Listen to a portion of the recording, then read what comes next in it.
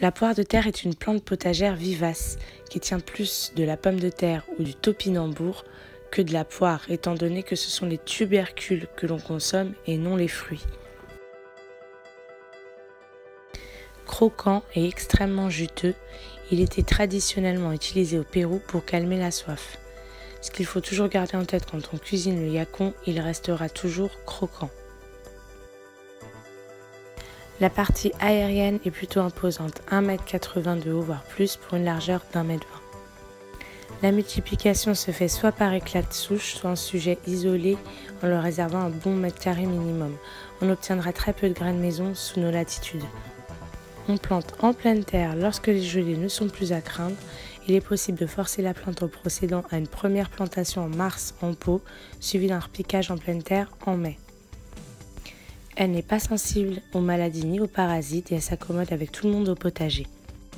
La récolte des tubercules se fait dès que le feuillage est atteint par les premiers froids. Le premier gel permet aux tubercules d'acquérir un petit goût sucré.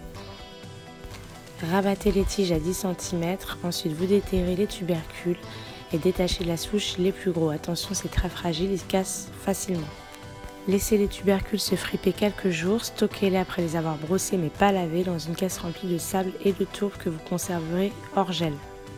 Pour l'année d'après, conservez les souches portant les germes pour leur faire passer l'hiver. C'est la grosse différence avec la pomme de terre.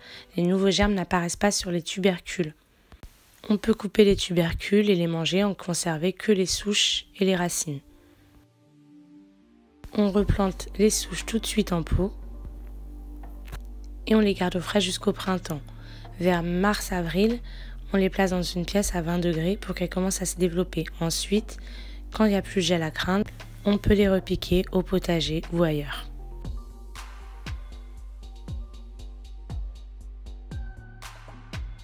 On peut les cuire à l'eau, à la vapeur, les faire briser, sauter, les confire au four.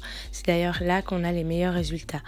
Épluchés, coupés en gros dés, arrosés d'huile d'olive bien poivrée, à peine salés, ils deviennent tendres au bout de 30 minutes au four à 200 degrés. Il est possible de les mettre à cuire dans un pot-au-feu, une soupe ou un plat mijoté, du curry avec du gingembre. Laissez aller votre imagination, il y a plein d'idées. On consomme aussi cru. Il est très rafraîchissant et bien croquant, donc râpé grossièrement, émincé, coupé en tranches, juste assaisonné d'un jus de citron ou un bouquet de persil, c'est un délice de fraîcheur. Ça se marie très bien aussi avec le chocolat, le caramel, les salades de fruits avec de l'orange, de la banane, du kiwi. Ça apporte de la couleur et des vitamines. On peut aussi faire des sorbets de yacon avec 200 g de tubercules congelés par contre, avec du sucre, du blanc d'œuf et après jus de citron, orange ou autre. Je vous laisse à la fin donc la recette de ce sorbet de yacon sans sorbetière et j'espère vous avoir donné envie de découvrir ou au moins de cultiver la poire de terre. Au revoir, merci d'avoir regardé cette vidéo.